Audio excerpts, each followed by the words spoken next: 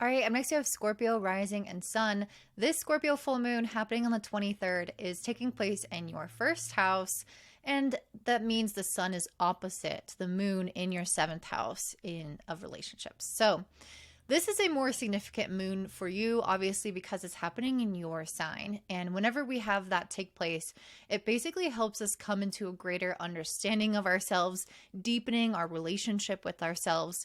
And the only way that this is truly possible for you to embark on not only a deep dive into yourself, but also an exploration of new facets of yourself, maybe trying new things.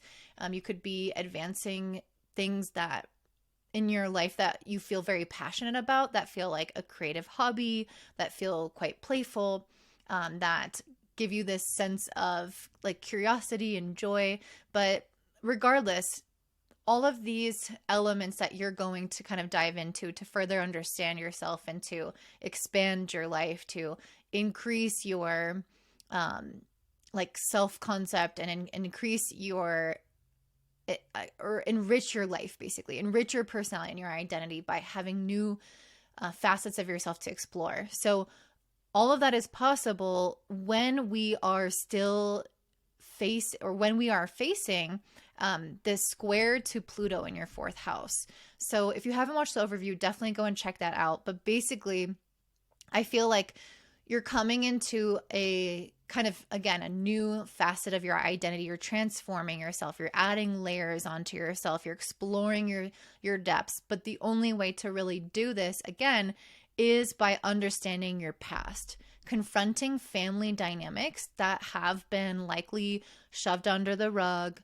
not addressed, avoided, because ultimately, wherever we have Aquarius energy, we are likely at some point in time, if we have a planet there especially, to have some avoidant strategies so that we can kind of move on with our life and not constantly be bombarded by emotional experiences and reactions to things in our life where we have unmet needs. Because sometimes we just need to move forward. But now things are starting to catch up with us, and it's important that the past does become addressed, that issues with our family, with our history, with our kind of members of our household. So it doesn't have to be family. It could be roommates or people that you live with. But there's just a sense of your home environment and your past and your family being brought up right now so that you can feel your emotions, so that you can face your emotions and reconnect with the things that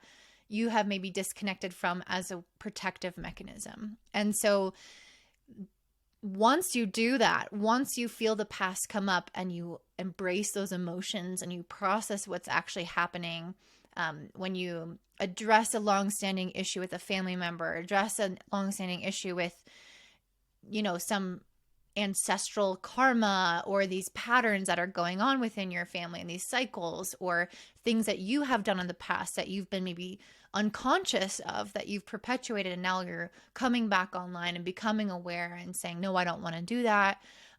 Or maybe there's even something about the physical environment of your home that has felt unsafe or distasteful to you in some kind of way, but you haven't addressed it because you haven't had the capacity to. It's like, now we're going to address those things. Now we're going to feel the feelings and we're going to do what we can to resolve them. And that could look like changing the situation, maybe moving to a new place, addressing the conflict with somebody, processing your own feelings around things that have already happened, making peace with them. There's lots of ways that we can do this, but we're essentially reconnecting to the family, the history, the lineage, the past, our living place, the people that we live with, the kind of nest that makes us who we are. We're reconnecting with some aspect of that we have allowed ourselves to pull away from, so that you can explore new aspects of the self, so that you can even feel more light, feel more childlike. And I see that because the ruler of this full moon is Mars, and Mars is in Pisces, conjunct Neptune in your fifth house of children and our own childlike essence as well.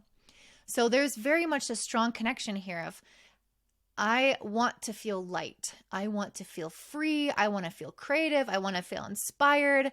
I want to be able to embrace my eternal child. You can see these beautiful colors here in this card of the eternal child. And it's like, I really want to embrace the almost like the innocence again of that time and the potential of that time. And that is, I think, what you're accessing in this next cycle for yourself, and exploring again what else is out there. How can I grow as a person? How can I understand myself more? But you're doing that through the lens of this playfulness and curiosity and that innocence of what it's like to be a child again. But you can't quite access that level of purity without first addressing kind of the emotional gunk and the shadowy things that come up and interfere with you feeling light. If you're holding on to emotional baggage and resentment and pain, and you're watching these cycles be perpetuated through you or your family, it's really hard to just be like, oh, I'm childlike, oh, I'm light, oh, I'm free, I'm creative. Sometimes it's like we have to really do the dirty work first. And that is what I see happening at the time of this full moon. And if you have been feeling like this situation with that I'm talking about with your family, your place of living, your emotions, if you've been feeling quite weighed down by it, know that it will improve. I pulled this card, the situation will improve, and then the success card. So not only do I feel like the current situation will improve, but I also feel like it will allow for you to become successful at the things that you want to become successful at, which is very much a fifth house energy of, you know, I want to be gifted at this. I want to pursue this hobby, pursue this passion. I want to be successful at or skillful at it. And this is very much saying that you will be able to do that, especially when you are addressing elements of the past that have gone kind of awry. This Mars and Neptune conjunction in your fifth house, that healing of the inner child, the reconnection to that purity and innocence, is actually going to open up a new doorway for you to have different kinds of relationships with people. So it's almost like this really beautiful way of resetting your emotional life and kind of like, again, coming back to some more not naive, but like pure and innocent ways of viewing others, so that you don't bring things into relationships that feel heavy, that are reactive, that are full of baggage. It's almost like as things come up with your family or your living place and you're addressing them, you're cutting your ties from the backpack that you're wearing that you brought into previous relationships, and you're kind of starting fresh. And so you're able to enter into relationships now in a way where you are having a reset, in a way where you are a new person. And like, if you're single, your next partnership is going to be really different because of the work that you're doing right now, and because of the things that you're discovering about yourself as a result of doing this work as well.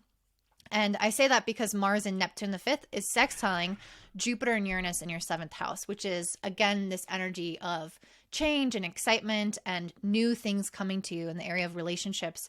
And it could also revive old relationships. So if you are having issues with family, it's like processing some of those emotions and trying to return to childlike innocence and kind of throw off the resentment, the rage, the anger, the frustration, and like come at it from more of a kind of blank slate. It will actually change that dynamic with the family member, very likely. It will reset something in the relationship so that there isn't as much landmines to navigate, because you've cleared a lot of that away, and it can help the relationship establish itself in a newer and healthier way. But again, it's only possible when we're willing to when we're willing to do the dirty work and look at the difficult emotions that have arisen from the past, basically.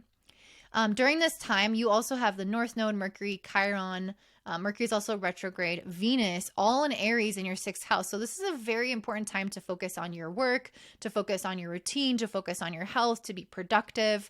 And that's a really good way to channel some of the energy of things that you're going through, making sure you have a good sleeping schedule, a good workout routine, eating right. Again, staying on top of things, even if it's just kind of like daily errands, and not getting kind of lost on the laundry and things like that. I think, again, that's a really great way to make sure that you are I don't know, kind of like having your ducks in a row so that the other things that come up in your life, they feel less stressful, they feel more managed. And yeah, so let's see. I really feel like you guys are coming into a phase with this Lovers and the Empress card of reuniting more so with the right people in relationships or improving relationships. Maybe this is paving the pathway for new relationships for some of you that will be much more in alignment with you, or healing and having trust within existing relationships. But there's a sense of like finding your match and feeling like you are loving yourself and loving the other person. And it's like this easy give and receive. That's what I feel like is the ultimate that's going to come out of this full moon. It might not be right now, but that's what I feel like the ripple effect will be as a result of this full moon. I also feel like it's saying that there's going to be an end to some of these cycles of fighting or of conflict. And again, it might not happen right away, but I feel like a lot of what's being done now that you are working on emotionally, processing emotionally, is going to end conflicting patterns with others. I also feel like the people in your life that have maybe kind of fallen away, if you've had any relationships or people leave your life, I think you'll find that this was the right decision and that you actually come out on top of a situation if there was some kind of falling out with someone. In general, with the Page of Cups and the Four of Swords, I feel like this is a time for you guys to rest and feel and trust your intuition, be creative, kind of explore your feelings behind closed doors with a therapist, with movement, that type of thing. But there's a sense of being able to kind of restore yourself and your emotions by having a little bit of a pause without such kind of extroverted energy. So that's what I'm seeing for you, Scorpio. If this resonates, I would love to hear your comments down below.